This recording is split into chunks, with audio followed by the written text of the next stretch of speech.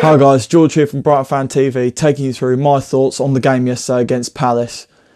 I think it's best if I only stick to the stuff that happened on the pitch rather than off the pitch. I'm just going to talk about the football rather than the atmosphere and things that happened off the pitch. Matt Ryan played great yesterday. That double save again. I mean, Benteke should have done better. He should have been putting that away straight at Matt Ryan. The second one though, the follow-up from Zaha, that was incredible. I don't know how he got there. Kept us right in it. I don't think there could have been anything worse than letting a first goal go in. We gave them a lot of space though in that first half. We were quite standoffish, and it was quite apparent that Zaha was quite enjoying the space on the left wing.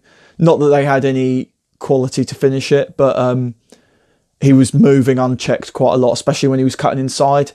And you could see Bruno look over at Duncan Duffy a couple of the times, saying like, "Look, you got to work something out with me." But we sort of sharpened that up as the game went on. Like, it was a bit of a learning curve. Dunk's free header in that first half as well.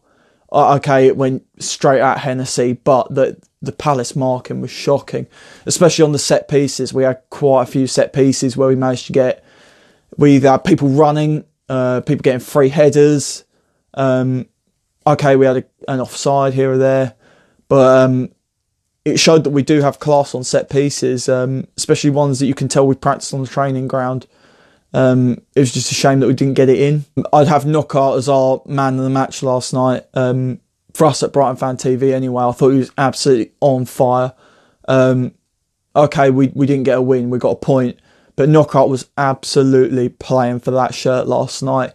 He wanted it. He wanted the ball. He was chasing every ball. He was jostling for every ball. He was working the crowd. You could tell that it really meant something to him last night. He was just really fired up, and he played well. He played really well.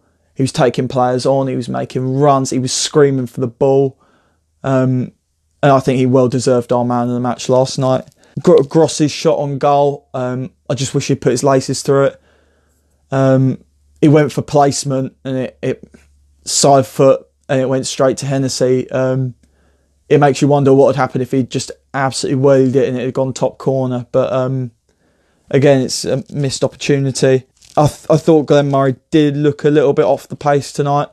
I mean, I wouldn't speculate on what it was, but he didn't look up to it. There were times when you could see he was thinking about whether to go for the ball or not. He just looked a bit deflated. He wasn't the same. He looked a bit off. There was a late penalty shout at the end of the game. I watched it back. Sacco had his arms round Duffy's waist.